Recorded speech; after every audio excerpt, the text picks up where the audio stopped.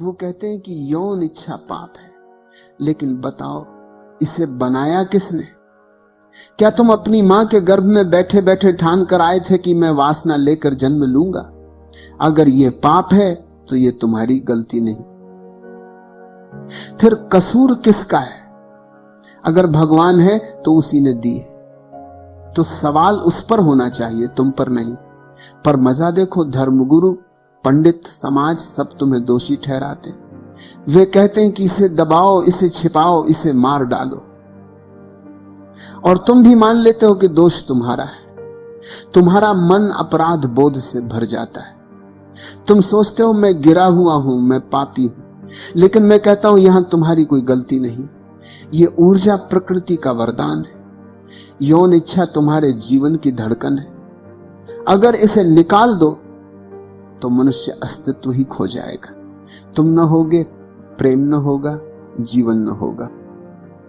समझो, यही ऊर्जा जब अचेतन रहती है तो वासना बन जाती है, और जब जागरूकता से देखी जाती है तो यही ऊर्जा प्रेम और ध्यान में बदलती है। वासना तुम्हें गुलाम बनाती है, लेकिन जागरूकता वही शक्ति तुम्हें मुक्त कर देती है। पाप इच्छा में नहीं है, पाप तुम्हारी मूर्खता में है कि तुम उसे समझे बिना दबा रहे हो। तुम्हारी सारी मुसीबत वहीं से शुरू होती है जहां से तुम दबाना शुरू कर देते हो। जैसे ही कोई बच्चा जवान होता है, भीतर ऊर्जा उमड़ने लगती है। प्रकृति ने यह बाढ़ बहाई है ताकि जीवन आगे बढ़े, लेकिन समाज तुरंत आकर कहता है ये मत करो, वो मत सोचो, ये पाप है। अब बच्चा उलझ गया, ऊर्जा उभर रही है भीतर से और बाहर से डंडा बरस रहा है। तुम्हें लगता है कि दबाने से इच्छा मर जाएगी, लेकिन इच्छा मरती नहीं, बस रास्ता बदल लेती है, तुम्हारे सपनों में घुस आती है, तुम्हारी कल्पनाओं में जहरीली बेल की तरह फैल जाती। तुम जितना दबाते हो उतना ही वह गहरी और हिंसक हो जाती। यही कारण है कि तुम बाहर से संत दिखते हो, भीतर से रोगी हो। चेहरे पर गंभीरता का मुखौटा है, लेकिन आंखों के पीछे भूख की आग जल रही है। बाहर तुम पवित्रता की बातें करते हो, भीतर तुम उसी वासना में डूबे रहते हो। यह तुम्हारा दोहरापन है, यही तुम्हारी बीमारी है। तुम सोचते हो दबाने से तुम धार्मिक हो रहे हो, असल में तुम बीमार हो रहे हो, क्योंकि दबाने से ऊर्जा कभी खत्म नहीं होती, वो विकृति बन जाती। यही वजह है कि साधु भी रात में सपने देखते, पंडित मंदिर में पूजा करता है और भीतर औरत के बारे में सोचता है। ये पाखंड क्यों है? क्योंकि जड़ को दबा दिया गया है, और दबाने से जड़ और गहरी हो गई। तुम ये भूल गए हो कि ये इच्छा तुम्हारी दुश्मन नहीं, ये तुम्हारी शक्ति। प्रकृति ने तुम्हारे भीतर जो सबसे बड़ी ऊर्जा रखी है वही यौन ऊर्जा है। इसी से जीवन जन्म लेता है, इसी से प्रेम का फूल खिल सकता है, इसी से ध्यान का द्वार खुल सकता है।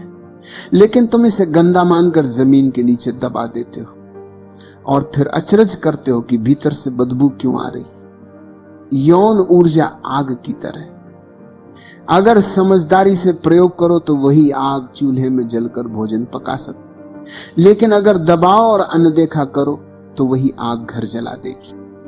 तुम्हारी जिंदगी जल रही है क्योंकि तुमने इस ऊर्जा को जानने की बजाय उससे कैद कर लिया है।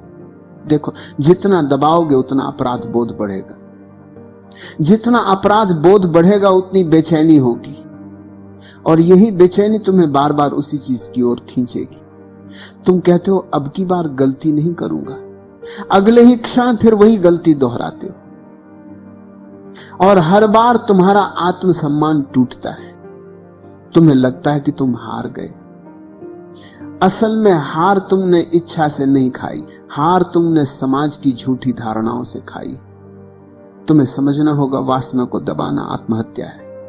वह ऊर्जा है, उसे जीना है, उसे देखना है, उसे रूपांतरित करना है, लेकिन तुम उसे जीने से पहले ही रोक लेते हो, और फिर वो रास्ता खोजती है, या तो सपनों में, या तो विकृतियों में, या तो हिंसा में। यही कारण है कि समाज विकृतियों से भरा है। जहां जहां दमन होगा वहां वहां विकृति जन्म लेगी। तुम्हारे भीतर यह संघर्ष यूं ही नहीं, यह तुम्हारी गलती नहीं है।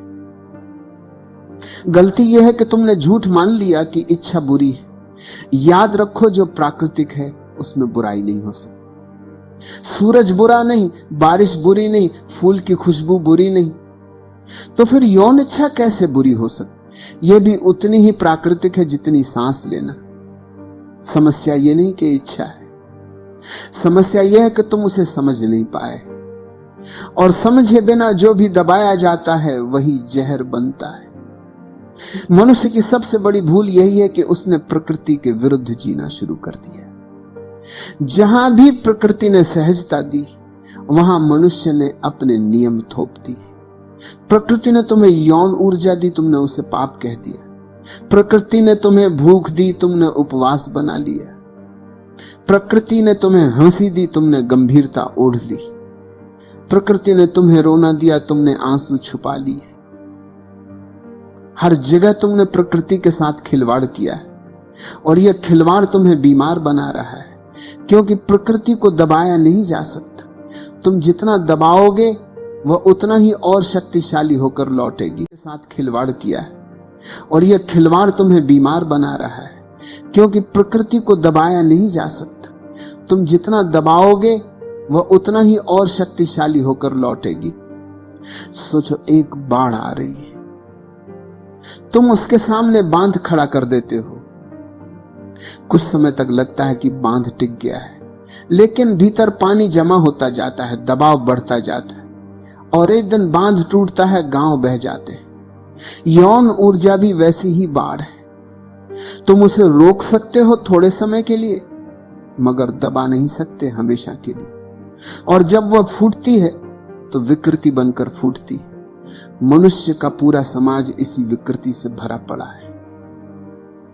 तुम्हें लगता है कि साधु सन्यासी बड़े पवित्र हैं, अंदर जाकर देखो, उनके सपने अश्लील हैं।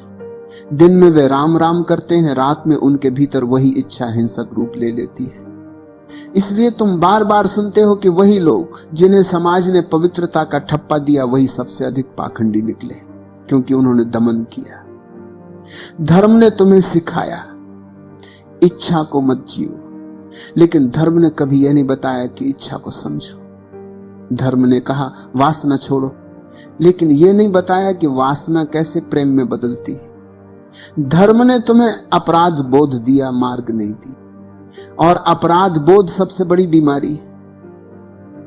जिसके भीतर अपराध बोध है वह कभी ध्यान में नहीं उतर सकता। यौन इच्छा प्रकृति की सबसे बड़ी ऊर्जा है। सोचो, एक छोटा सा बीज धरती में गिरता है और वृक्ष बन जाता है। वही ऊर्जा जो वृक्ष को जन्म देती है, वही ऊर्जा तुम्हारे भीतर भी काम कर रही है। यौन इच्छा जीवन की धारा है, अगर इसे निकाल दो तो जीवन रुक जाएगा। तुम्हारा शरीर, तुम्हारा रक्त, तुम्हारी धड़कनें सब उसी ऊर्जा से पोषित है।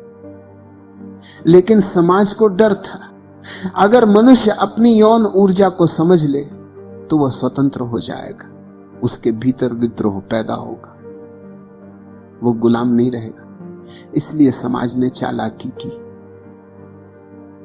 उसने कहा इसे दबाओ, इसे पाप मानो, इसे छुपाओ, और तुम डर गए। तुमने सोचा अगर मैंने इसे स्वीकार किया तो नरक मिलेगा। इस डर ने तुम्हें कैदी बना दिया। लेकिन याद रखो, जिसे प्रकृति ने दिया है उसे दबाना असंभव है। हां, तुम उसे कुरूप बना सकते हो, तुम उसे जहर बना सकते हो, तुम उसे रोग बना सकते हो, लेकिन खत्म नहीं कर सकते।